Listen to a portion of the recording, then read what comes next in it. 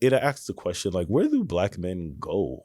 Where do black men go? Exactly. By the way, let me know. By the way, they go to Gentleman's Factory, right? You know what I'm saying? Okay. Right? You know, right? You better add that to the commercial. You know what? Right? Yeah. We were like, where do they go?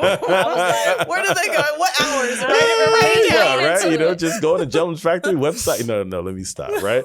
No, but with that, you know, so it's like, where do black men go? And where do you congregate? Where do we congregate? And then also, like, what is there for black men who are looking to just get to the next level, but just don't really know how to get there? Yeah. Think about it like this, right? Michael Jordan is the greatest basketball player. Yo, right? You know what I'm saying? Yo, right? It's Jordan. It's Jordan. You know what I'm saying? You know what I mean? You know, right? I'm just saying, it's Jordan. It's Jordan, then Kobe. I don't know. No, okay, right? My name is Bennett, and I'm not it. But I'm a LeBron fan, personally. Whatever, right? Okay. But now you have like the greatest basketball player of all time, and then he is the owner of a basketball franchise, right? But he's the only black owner of a basketball franchise, right? You see what I'm saying? So I say that to say that even Jordan, and I don't know the man, right? So this is just assumptions. He may feel isolated in that room or in that space, right? Yeah. You see what I'm saying? There's some things being said about him. Right. But it makes sense of like the group that he's in, if he's the only black one, right? That there's not community there for him either. It's safer, right, for you to be there with one or two, as opposed as to being a part of a collective.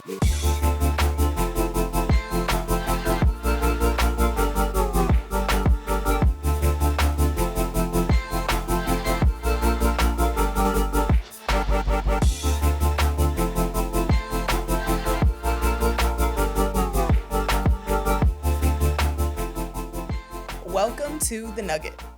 We are here today with Jeff Lindor. Jeff Lindor is the founder and CEO of Gentleman's Factory, a business incubator catering to the progression and uplift of Black and brown male professionals. Jeff's focus is, quote, seeing Black people be the full version of themselves. Jeff's already created multi-million-dollar opportunities for dozens of his members, and he's only getting started.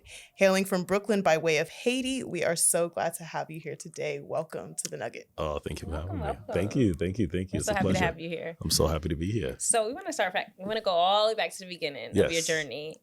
Growing up Haitian in a non-English speaking household, how was that for you? It was Rosetta Stone for everyone, right? You know, where my parents, you know, didn't speak English, so I had to teach them English, and while vice versa, they would teach me Creole. So it was really a great experience being bilingual, you know, and you know, leveraging that, you know, today in business and everywhere that I go. Right. So really humbling beginnings, I would say. But you're from Haiti originally, right? Yep. Born in Haiti. And you immigrated here when? Oh, when I was 3 years old. Okay. Right? Yeah. So Brooklyn. Yeah. Coney Island, the hood. Wow. The hood. Yes. The last stop. You know, beyond the amusement park. Yeah. Right? Yeah.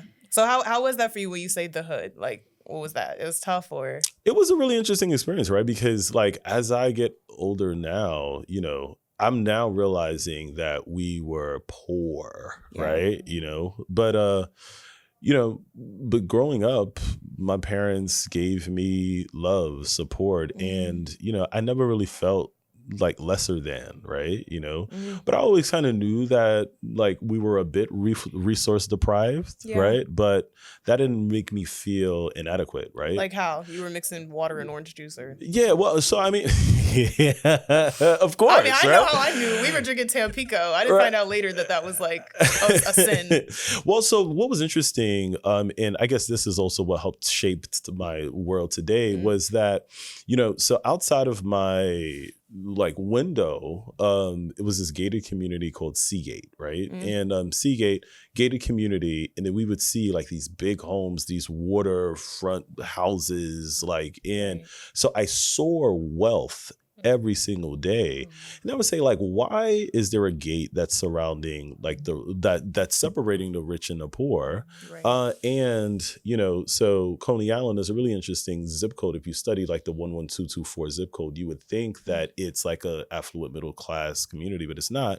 It's because just skewed. It's skewed for sure, because Seagate is a part of that zip code in that class. And then there's another part of the community, Brighton Beach, which is a upwardly mobile middle class community, but sandwiched in between is Coney Island, the hood. So I was sandwiched between wealth or upward mobility, and that was really the main indicator of me seeing just the disparity. But thankfully my parents never made me feel like as though I was inadequate. That's important. Yeah. Feeling like you're not. I mean, for growing, like, I feel like growing up in a time where your parents were immigrants, you also were immigrant. You came up in that, I guess, like I don't want to ask your age because I'm kind of scared to say. I'm a 1986 baby, okay, right? Shout out to anyone that was born 1986, right? True millennial. Yes. So I guess okay, good. You answered. I didn't want to, let's get come on, there. you guys can ask me anything. Don't ask me mine. I'm not. Yeah, right. Don't ask me. Don't I ask guess lady. growing up in the 80s, like, how did you form an imagination at that age? Like, what was your escape from where you were at?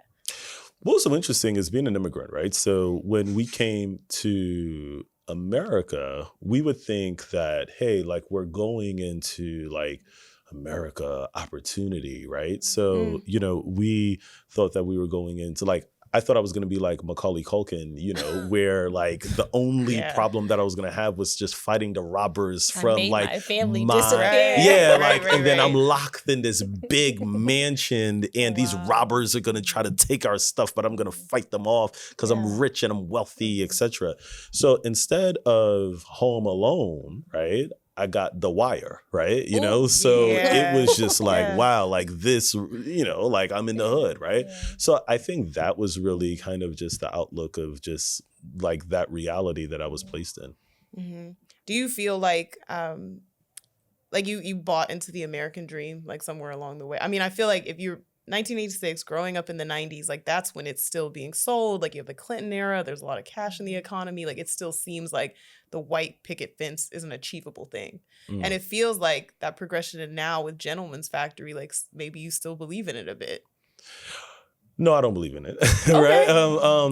Well, only because, like, so I, got a master's in public policy, right? So I've really just been studying, like, the racial economic disparities, all of the systematic oppression. And also I look at, like, racism in all of those disparities, not from an emotional standpoint, literally from a data and systematic perspective, right? So that's why I could confidently say, no, like, there is no American dream, right? For certain classes of people based upon, like, color of skin, right? And then that's what I'm looking to solve, right? Professionally. And all of the jobs that I had was really targeting all of those things, right? I started out in banking, and then I did healthcare, and then I did public policy, now entrepreneur, etc. So all of those lenses was like, hey, like, how, like, the system is broken, right? And what can we do to fix it? And, it really starts with us. Are you enjoying the conversation? Please like and subscribe to our channel. Be sure to hit the bell for notifications and be the first to know when new episodes drop. But I feel like that's still... God, I feel like I'm getting deep so fast. But no, please. I feel like it's almost saying that if you say, okay, a system is broken versus, like, a system is completely irredeemable, like, your only options will either be revolution or, like, okay, we're gonna create the Gentleman's Factory, like, fit people in and find a way to not assimilate but to include and create, like, the Black entrepreneurial class. Like, so it means you must believe in it to a small extent, that, like, we can be integrated in that system. It can work for us in certain means, even against the data. Yeah, like, I think that people don't really understand the power that they have as individuals, right? Okay, break it down. Whereas, like, I think that if you see yourself as an individual, then you're just going to walk as a solo person. And I think that oftentimes in our communities, we are seen or we walk as individuals. But if you look at it, right, think about this. So if you're a Black boy, right, growing up in Brooklyn or different parts of urban America, right? Yeah. And if you are hanging out with your friends and it's after a basketball game, and then there's a group of 10 Black boys together, teenagers, society will literally look at you as one, it's a gang, or they're up to no good, etc. And or even in your own community, like they'll be like, hey, like what's this mob right here, etc. Right? So it is safer for you to be alone or in pairs of one or twos, right?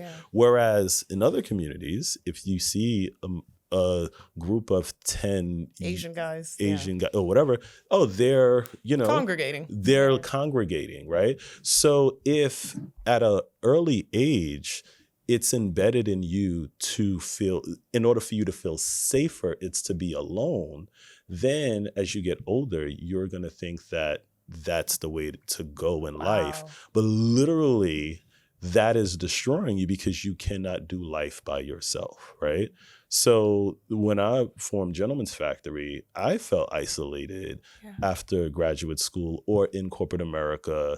And I'm just saying, wait, why am I the only Black person in this space? I mean, like, I'm not the smartest superhuman Negro Black person, right? You see what I'm saying, right? Like, where's everyone else, right? So it is that isolation factor. And I think that once we come together as a community and as a collective, the stronger we'll be.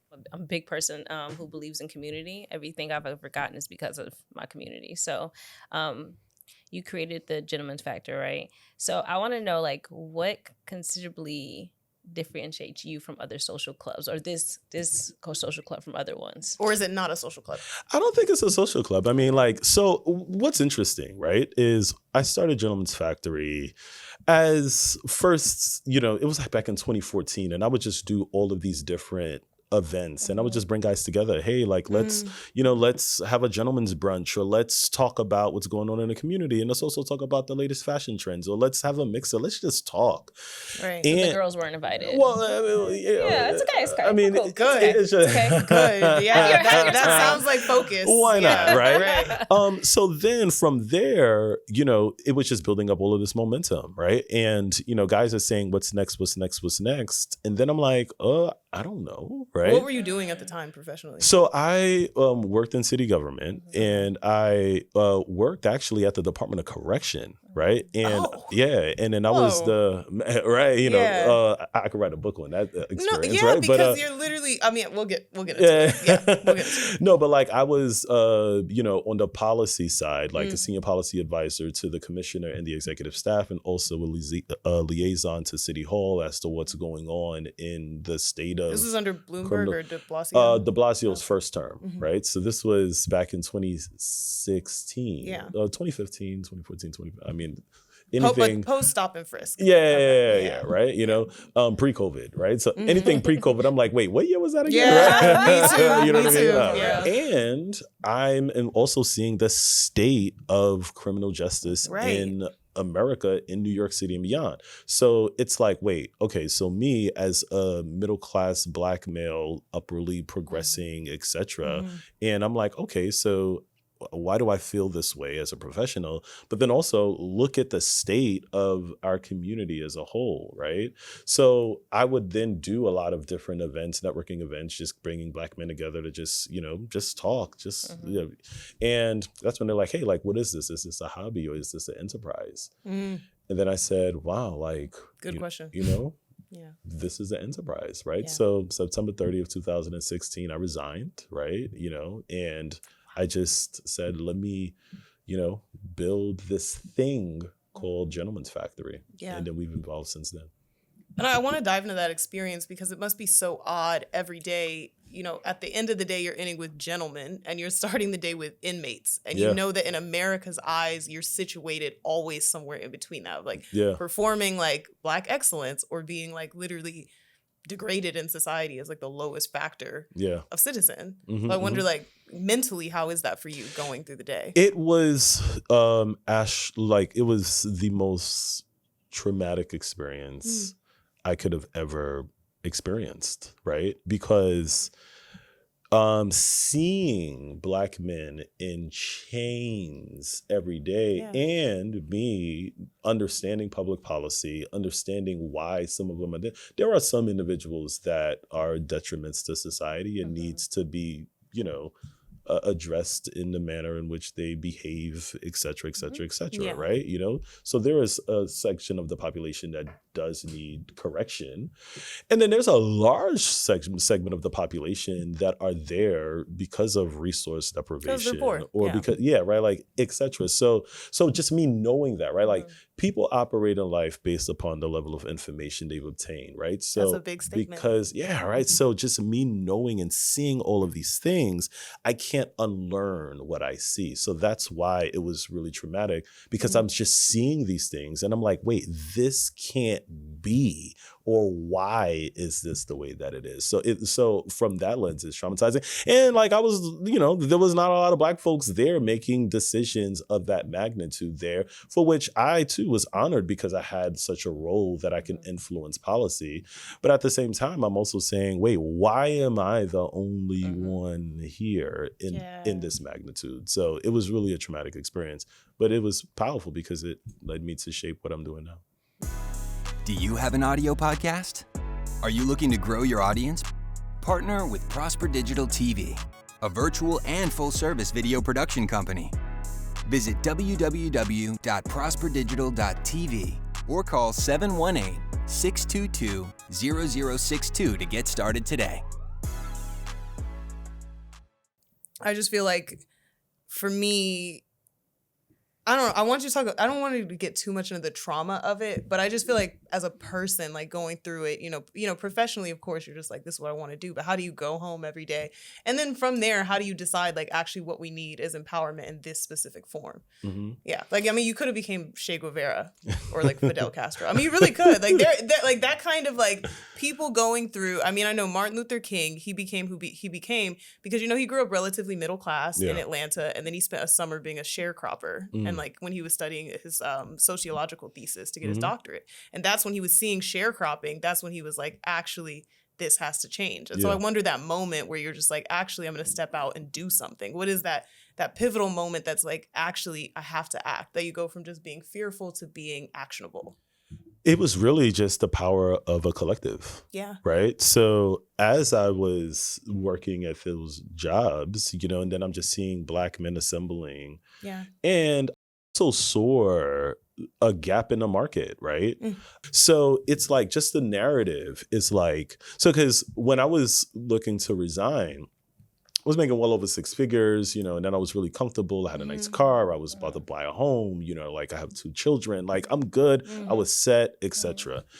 And then when I was telling someone, I was like, I'm about to like resign because I want to like change the world. They were like, wait, what? Are you crazy? Right? Yeah. Like, so they started putting their fear on you. They started putting the fear on me, but then it's also like, wait, is my life or is my, like, I can't dream, right? Beyond like, this, is the expectation for Black men saying, hey, if you are not on Flatbush Avenue, 3 p.m. in rush hour, shooting up the place, if you're not doing that, you're good.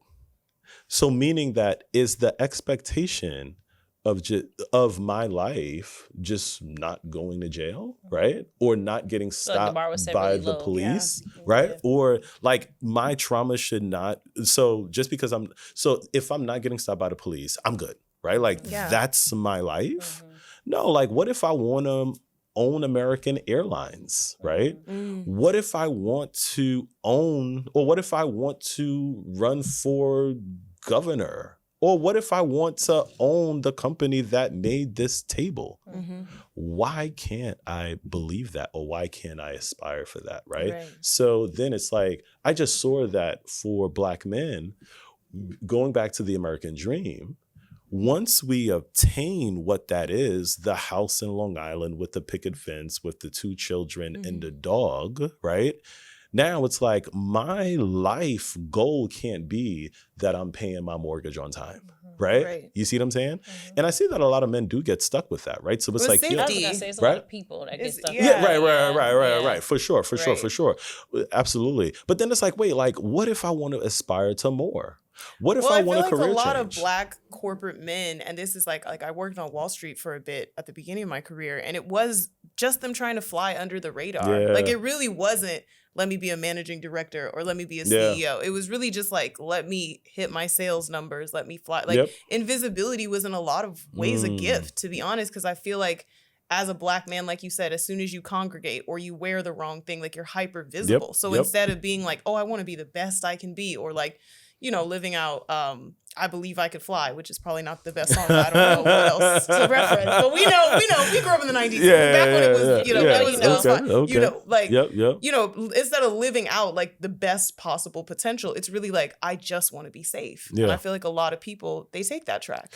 Right. So then that's where, I guess, my like thesis for Gentleman's Factory, and then we're doing a number of other things too. So we're like scaling out the company, and then we have different branches: the Ladies Factory, the Investment Factory, all of that Ladies stuff. Factory, right? So like, we hope we get an invitation. Right. So like, you know, that's something that is in the development, but it's really just saying that this world is mine too, right?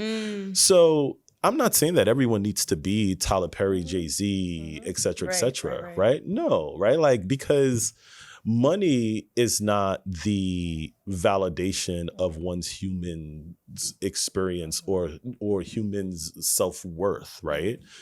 But I think that but I do think you're giving them opportunity to see their self from each side, right? Yeah. Like, and giving you're expanding the thought process behind what we can be and what our potential is. Yeah. Because there are a lot of people, even older generations, I would say, who typically think like, well, I just got a house, I got a job, like that's it. Like, I have under 6 feet. A lot of them think that, like, oh, going on vacation to Florida. Well, I would say like both of you, like, well, what is your personal definition of success, and like, what is your personal definition of success? Because you say it's not money. Like, what is it? For me, success is just simply like, if there's things that I like, a mission I put out there or something I want to accomplish, and just accomplishing it. It doesn't necessarily have a monetary value or anything like that. Like, if I live up to your potential. Yeah, like, I feel successful if I get through this interview right now. You know what I'm saying? Like, without, you know, anything stopping it. Like, that to me, that's success. And I've had to, in so many ways, like you said, I've had to, because I come from a working class family. My father was in prison for 5 years of my life. So when he got out, there wasn't anything for him. He went to work at Best Buy, and that was a job. So I thought that, what? My dad got a cool job. I thought that was it growing up. In a way, I started to understand it was more for us out there was by watching movies, watching television shows. And then even when it didn't expand it more once I got to college, and I heard the conversations around people like me that looked like me that were bigger than what I came from. And so once I seen that, I try to bring it back home, but sometimes you can't. You just gotta go live for sure. So once I left home and I allowed myself to just live and experience failure, trials, and tribulations and stuff by moving to New York City on my own and all these things, I really just started to see like, oh, I can reach my full potential. You know, but it all was from community. And once I built my network and my community, I started to really expand my mind. But I also had to come back down too, because I was realizing like sometimes I was reaching way too far. I was like, in order for me to be successful, I have to work on a red carpet or I have to work for MTV or something like that. And now I realized after the pandemic, we all had that moment of slowing down and coming back down, like, no, success is just what you believe it is for you. Like, what does that look like for you? Like, success could be like, I lost 2 pounds, and that's for sure. Or I hit my goal of, somebody might think 80K is a lot, and that's success to them, and that's okay. So I think it's a personal thing. I don't think it has anything to do with this. You know, a lot of people, like what social media might portray or what a lot of podcasters might tell you is success. I think, you know, we have to redefine it for ourselves. And so that way you can find some happiness within it. Yeah, like I think that a rich person isn't someone who has lots of money, but someone who has lots of options, right? Whereas like, you know, you can wake up today and say, hey, I want to do X, but then you have the either relationships or the capacity or the network or the resources to do it, right? But then again, you determine what X is, right? So X could be, hey, I want to lose 5 pounds, or X could be, I want to purchase Weight Watchers, the company, right?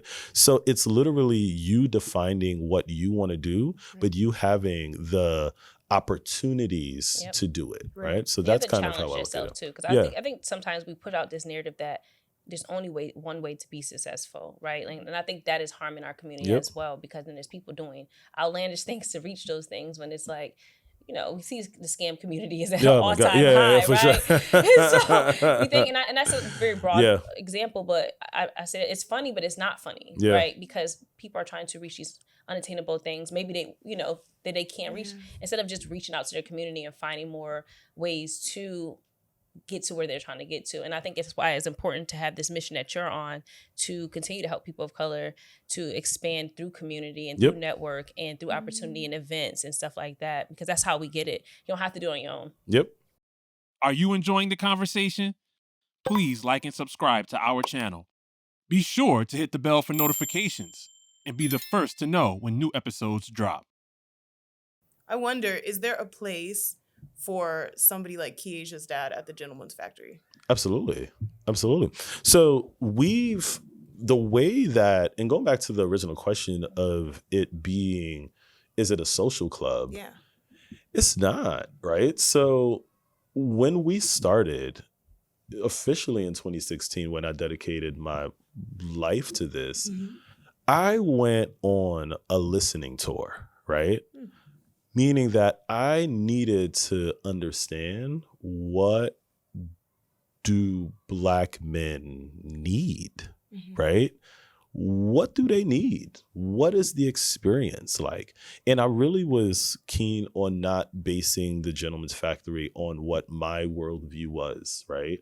Because I'm an immigrant, you know, I, was relatively successful. Yeah. I, was raised with both parents, etc. And then I was doing well, and I resigned from my job. I didn't get fired, right? And, I could work anywhere that I want, right?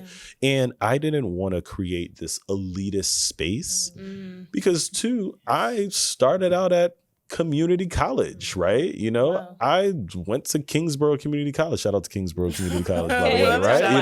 I went to community college. I started out at Kingsborough, and then I went to York College in Queens for CUNY, and then I got the master's degree and all of that stuff. But it's like, I'm very sensitive to the Black male experience. Yeah. And I also saw that there is this place of elitism that I didn't want to develop, because then there is that isolation factor of those who are blue collar or those who may have had a history or a past, et cetera, right? So I literally wanted to just I spent about 2 years, no membership model. Right? Oh, okay. Just literally listening, different focus group surveys. And then the way that we would fund the space was we would rent out the space for we were on Peer Space, and we did a lot of event rentals, folks trashed out the place so many times, you know what I mean? Oh my God. Right. But anyway, so then with that, I then was like, okay,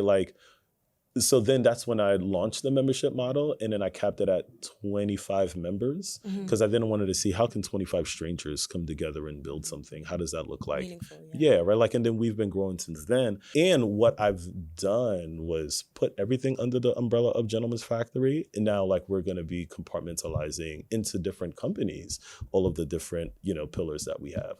We've even invested, we have an investment fund where we invested in so many different companies, right?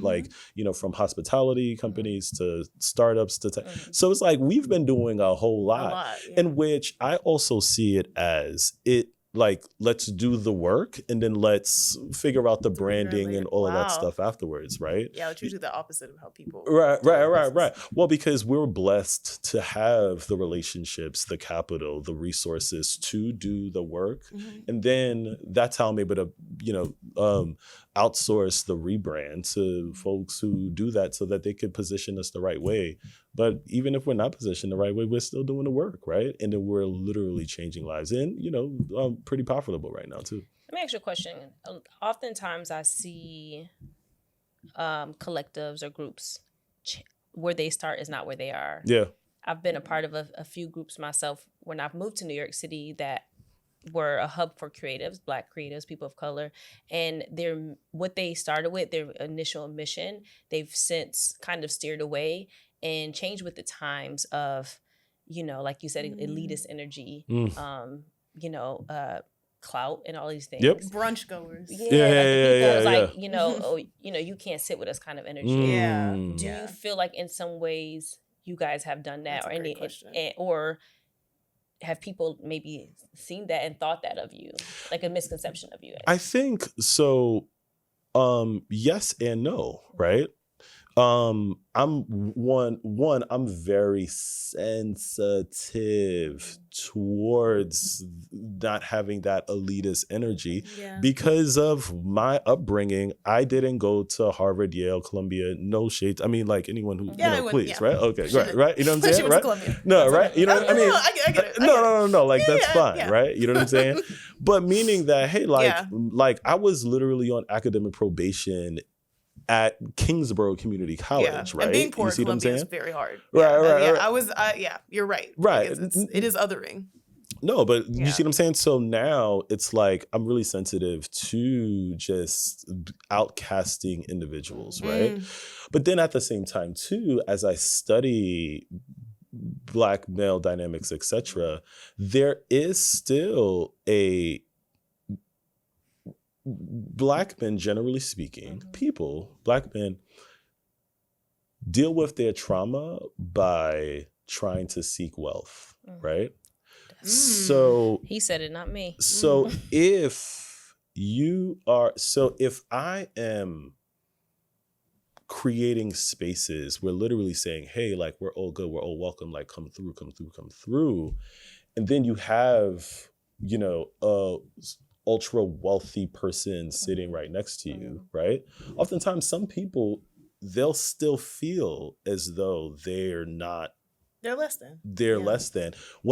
So it's like, I'm literally try my hardest to be like, yo, like it's cool, like we're all good. You know what I mean? But you're up against a lot. But right? So but then that's why too, there are the different departments. There is the skill factory, right? There is like all of these different pillars that we have so that we could really meet people where they are. And then lastly too, for the upwardly mobile Black people, like they also need like spaces. Like think about it like this, right? Michael Jordan is the greatest basketball player. Yo, right? You know what I'm saying? Yo, right? It's Jordan. It's Jordan. You know what I'm saying? You know what I mean? You know, right? I'm just saying it's Jordan. It's Jordan, then Kobe. I don't know. No, okay, right? My name is Bennett and I'm not in it. But I'm a LeBron fan personally. Whatever, right? But now you have like the greatest basketball player of all time. And then he is the owner of a basketball franchise, right? But he's the only Black owner of a basketball franchise, right? You see what I'm saying? So I say that to say that even Jordan, and I don't know the man, right? So this is just assumptions.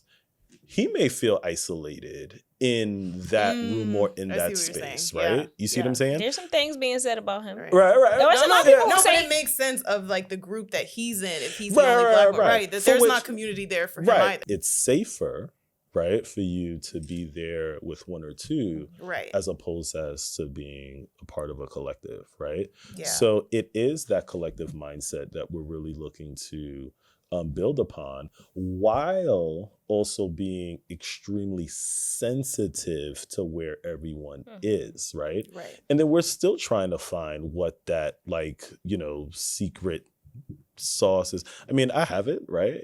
But I'm what not is gonna it? say, oh no. Actually I was gonna ask, like, what is a gentleman? Like what are the aside from the monetary entrepreneurial prowess that you described, what is like the qualities that you're trying to engender in your members and the people that you touch and even the young men that you work with? I think it's really just fully understanding self, right? Just being self-aware, right? And then also just unlocking the power and the potential within yourself, The right? juice. Yeah, what's the juice? Like, what's the secret sauce? Like, what is your why? Like, why are you here? Why were you born? Why are you in existence, right? That's so existential. Yeah, but then now it's like, once you tap into that superpower, while with Gentleman's Factory, what we want to do is surround you with a community, but also surround you with resources so that you can then facilitate the vision that you have in your mind to benefit the world, right? So it's like, how do you unlock that? But then it just can't be about money, right? Right. It just can't be about status.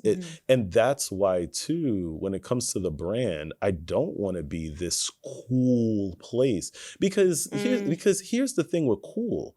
Cool is not sustainable. Yeah, it changes every because day. Once someone says it's no longer cool, then it's no longer cool. It's right? no longer viable. It's no longer viable. Like I love brands that are like timeless, right? So I'm like a North huge Face. Yeah, right. Like North Face, or I'm a huge, Ralph Lauren guy. We see. Polo man. Yeah. I'm a huge Polo man. A little bit. Yeah. Oh, okay. There you go, right there, right? You know what I'm saying? Yeah. I'm a huge Polo man, and I love like brands like Brooklyn Circus. You know what I'm saying? Like it's just like timeless. Because if I have a Brooklyn Circus, sweater, I can wear that sweater 10 years from now, right? You see what I'm saying? So that's what I'm looking to build, or that's what I am building and my team are building. It's just really this timeless brand. Hence why, too, back in 2018, 2019, we were on the front page of the New York Times in the Metro section, and like all of this press, Wall Street Journal, CNN, all of these things, right? And and then at that time, just the climate, there was a women's social club called The Wing. Oh, I remember The Wing. About The Wing. Right. So they raised like so much money, $50 million. Hair salon. Right? Nice. They had a great Fall from Grace. Right. And then we were but then I say that to say that we had an opportunity to raise a substantial amount of venture capital, right? Especially at that time because the climate was there. And I didn't jump on it, right? Wow. So I didn't raise any capital from outside VCs, etc. Right? So everything is still owned by me. Wow. You didn't dilute your equity. That's crazy. That's actually, as a business person, that really is crazy to not want to give away the company as you're building it. And then the reason why we didn't do it at that time, it was because we were still trying to find what is that like sweet spot of innovation, right?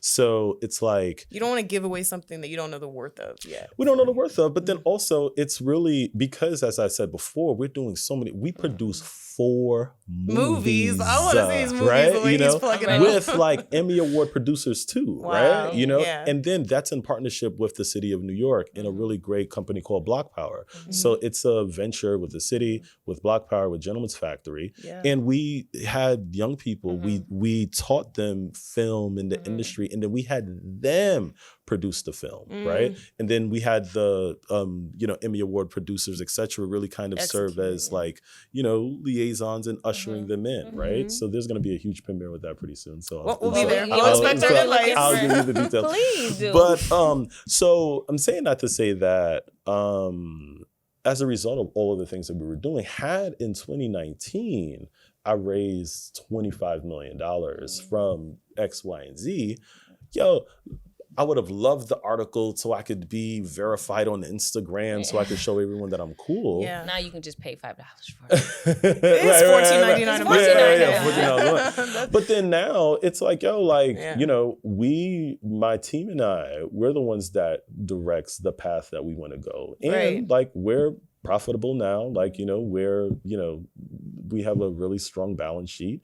And when I do, because like we are going to raise a substantial amount of capital. And then we're being advised by Boston Consulting Group now with the overall redirection of the strategy, et cetera. So like when we do raise $100 million, it'll be now, hey, we have that sweet spot, which then we're going to, scale out the work that we're doing.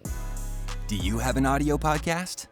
Are you looking to grow your audience, Partner with Prosper Digital TV, a virtual and full-service video production company. Visit www.prosperdigital.tv or call 718-622-0062 to get started today. I feel like a lot of young entrepreneurs, they see the potential for investment and that becomes like their main goal. It's like, oh, I want to raise $5 million or $20 million. And they don't realize that as you give it away, like you're also giving away the direction and the vision of the company. And I wonder, like, in that pivotal moment, how do you decide like we're good where we are? Or like, I feel like it's a very sensitive chess game. Yeah, it is a sensitive chess game. And then like getting investors is important depending on what the scalability is, Right. where the direction is, the problem that you're solving, and then you now have a path for that, and you need the capital to 10x what is it that you're already doing. Now, do keep in mind that once someone raised the capital, that they now have a fiduciary responsibility to their those investors. investors to Yeah. ensure that what they said that they were going to do, that they actually do, Yeah. right? You know, and if you don't have the right investors that aligns with your vision, aligns with your goals, etc., then like you'll probably be in a really compromised position, right? So I think raising capital is really important because who wants to own 100% of something that's not as valuable, right? So it is about understanding how big the pie is, right? Yeah. Jeff Bezos owns, I think, like less than 10% of Yeah, Amazon, and he's like the 7. richest man in the world. Every Yeah. other day, right? You see what I'm saying? So I'm not opposed to, raising capital. Right. I just think that entrepreneurs really need to understand what is it that they're looking to do. Are they ready for that kind of capital? And are there alternative ways? My background is in public policy, right? So what was funding us is I know how to get capital Government from money? Yeah. tons of it, right? Yeah. So that's my lane. So Right. that's actually how we were able to sustain ourselves without having outside capital, because we have massive contracts with city, state, and federal government, right? And that's also not even broadcast online like that. It's No. not, right? Like it's not like, we were in 20 schools last year, right? Right. We were, we're like doing films, and we're like, and then we have a workforce pipeline with retailers where we're literally ushering in the next generation of talent going into big retail chains. But in the retail chains, it's not them working as a sales associate, etc. We're literally teaching cohorts of young people the business of retail, the ecosystem of retail, and then having employment partners in the big retail chains so that they can start their careers in these places, right? So it's all of these different pillars that we have, and then that's through, public-private partnerships. I want to move to the personal. I was just I was about to. I was wanna like, move can the we get in personal- your business Well, for a second? I well, want to I get in mean, your business. I don't want to get too in your business. I want to I do. start.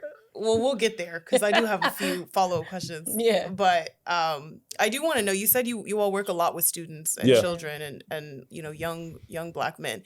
I wonder, what is the biggest thing do you see that they're up against? Because when I meet a lot of, I don't even know if it's still Gen Z coming up. Like they can't even look you in the eyes or shake your hand. Yeah. And yeah. I feel like, that on top of like being a young Black man and the pressures of society and everything that comes with that, like what do you think that they are uniquely up against, or sort of does it tug on your heartstrings when you meet them? I think, it's really the impact that technology has on them, Yeah. where they're losing a lot of interpersonal skills, Right. Confidence is declining. TikTok and those algorithms are now projecting what you should and shouldn't look like, etc. And then, one can argue that every generation had that because we had television and we had all of these different things, but we didn't have it at the rate that they had it in, right? So if you were to just like look at data and say, hey, right, like look at the eyeballs of someone who was raised in the 80s, right? Like a 10-year-old in the 80s and then a 10-year-old in 2023. What are the images that are being placed in that 10-year-old that was from 1993 compared to the eyeball images that are 10-year-old, 30 years later? So you're now able to see what the messaging that's really like infiltrating that person's mind. And then that's where the identity crisis is occurring, right? The self-worth, the self-validation, etc., and just the confusion, right? You have kids, right? 2. Do you have sons or daughters? A son and a daughter. I have a 12-year-old and a 10-year-old. So you're right. You see it. Oh yeah, I see it all the time. What is that experience like right, having this something as big as the Gentleman's Factory and also being a family man? Like, how do you balance that for yourself? Yeah, what's that work-life balance like? I mean, so I think work-life balance is impossible. However, I think that it's really trying to create like this like homogeneous life, right? Where I make time for my children constantly, right? But then I also want to have my children understand what I'm doing as well, right? How's that work? Yeah. It's it's really good. It's actually so I had parent teacher conference 2 weeks ago, right? And my son, right, he is fairly charismatic, right? Like he is negotiating grades with his teachers, right? All of that stuff, right? So from that end, I'm like, okay, so he's seeing what I'm doing, which is great, but then he doesn't understand that he also has to do his homework, right? Whereas like with my daughter, there was a time when I was in the news. And I had a big article, and then she told her gym teacher, she was like, hey, like my dad is in the news, right? Next day, the gym teacher comes to me and he's like, yo, fam, bro, you good, bro? I heard you was in the news, fam. You know what I'm saying? Right? I was like, no, it's for good things, right? You know what I'm saying? Good, right? Right. You know what I mean? But mentioning that though, because my children are very, aware. Excited and aware and really confident in who they are because they're really proud of what I'm accomplishing. Well, this is just based on the assumption that, if your daughter grows up and she wants to marry a man, like what kind of men are you producing in the world for her to choose from? That's a good question. And do you all think about that at the Gentleman's Factory? Of course. Yeah. Absolutely. Like I want her to be valued and appreciated, etc., right? And etc. What's etc.? What's etc. Right? I was trying to be. Remember, I come from politics, right? So I was very. No, like I want, her to have someone that validates. I mean, not even validates, but that like appreciates her full personhood, right? I think that humans, like, we're flawed people, right? You people are not, right? Well, not so me, not me I just wish but I could just be just like you, right? You know what I'm saying?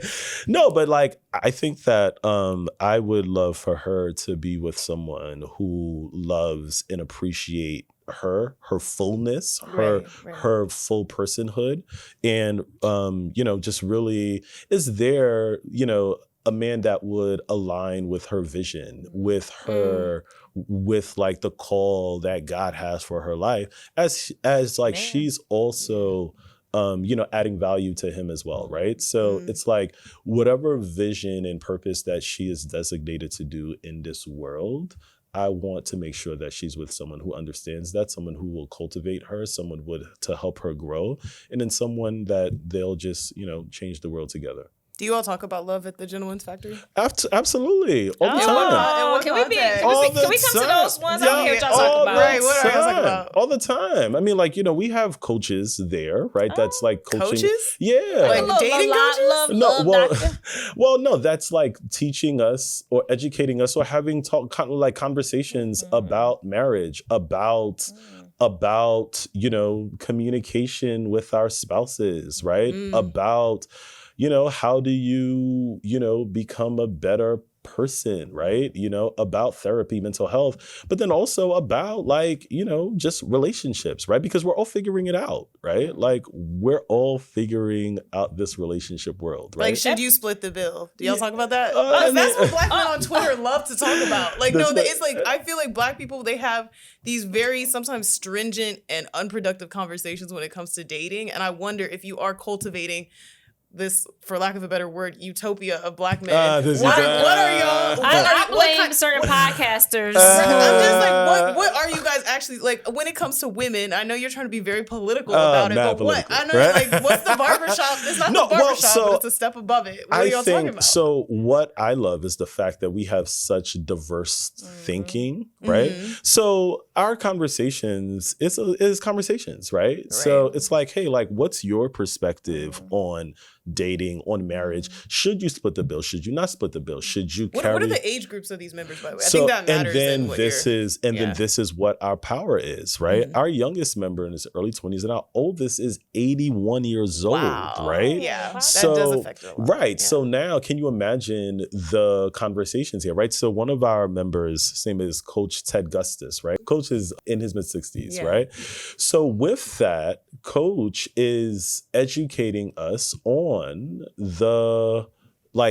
marriage. Coach has been married for over 40 years, right? Yeah. So as a result of that, like, he's educating us on just how those dynamics work, right? I mean, like, I would go to Coach for, my relationship, advice and all of that stuff. Like, there were times where, like, we had some serious conversations about certain decisions that I had to make as a man, etc. Right? So it's really creating that ecosystem where you could just be free and talk and not be judged, but also learn from other people's perspectives. I think that's so beautiful. I wanted to go back a little bit because you did mention mental health, which I'm a huge advocate for. That's one of my favorite topics. You partner with the Haitian Centers Council and you host a lot of healthy living events, right? Yeah. So you bring awareness about health disparities affecting men of color in our community. What do you think is some of the biggest challenges that Black men are facing with their health right now? Yeah, it's really unlearning a lot of the things that you learned growing up, right? So again, like, having information, you can't unlearn those things, but it's like, wait, it's challenging what I was taught. Right? Yeah. So now, even going to relationships, it's like, hey, I have a great woman, but because I don't understand the woman-male dynamics because my father wasn't there or or like whatever the trauma is, it's like, how do you really, be present currently while society is also telling you that you need to be strong and a man and you can't be vulnerable. So it's just those balancing, so that's why, like, partnering with, so many different, mental health organizations to like steer the conversation. Because I've been in therapy for 8 years now, that for right? You. Yeah, and that's my superpower because I'm able to put my emotions into words, right? So there was times, where I was just going through a whole lot on a personal end, right? And I felt so many different emotions at once. So then I literally went on my whiteboard and I said, okay, and I wrote down every single emotion that I felt at that time. And then I wrote a sentence as to why I felt that way for each one, right? So what that did to me was that it helped me to release that feeling, and then also having the ability to articulate it too, right? So it's like, but that's what I learned in therapy, right? Like I just unpacked so many different things. Making your therapist proud. Right, for sure. A Black woman too, right? You know what I'm saying? Love that. No, I think that's really key because I told somebody, I was talking to them about catcalling, and I would tell them, it's like every day I was getting catcalled in my neighborhood. And then at one point I stopped and I introduced myself to all these boys on my block. And I was like, this is my name. Like, and I realized that, and I told someone this, and it was a real controversial thing, but all the rest of the days, still to this day, they'll be like, hey, Bianca, or let's, whatever, hey, beautiful, or just something that's not super disrespectful and degrading. And I told my friend, I said, I think part of it was that these young men didn't think I was listening. Like, when you don't think that you're fundamentally saying something that someone's hearing, like, they're just shouting into a void. So they'll shout anything. Yeah. You know, it's like just based on whatever emotion or lust. But when they realize, like, I'm hearing you, like, I see you, And I'm talking to you, and every day. Yeah. And it was just a moment of human connection where they're like, well, even if they talk to everybody else like that, it's like, this is someone that's hearing me. It's not just going into the void. And I think that what you're saying about connecting to someone that you're like, here, I'm listening to you. It matters a lot, especially for Black men. Absolutely. Yeah. Absolutely. I really wanted to do our last segment with you called The Final Nugget. So I'm going to do 5 sentences, and I want you to give me, you can just fill in the blank. It can be a word or a sentence. Just let me know, okay? Okay. So the path to success is paved with? Community. I knew you. Of Such course a you were gonna politician. say that. My mind is? The sharpest on earth. Okay, confidence. We like that. I guess the founder of the Gentleman's Factory, greatest tool is his ability to bring people together to change the world. Okay. I wish the world was more welcoming to Black people. Thank you for including us. Yes. Yes, thank you for that. Tomorrow I will be going to pick up my kid. No, right? Tomorrow I will be focusing more on Black women, right? And finding resources to assist Black women on their journey as I get further acclimated on the problems at hand, because I will never run anything for Black women. I want to provide the tools, the resources, and the platforms so that I could support Black women on their journeys. Thank you for being Tomorrow an ally. you will be busy then. Tomorrow you will be very busy.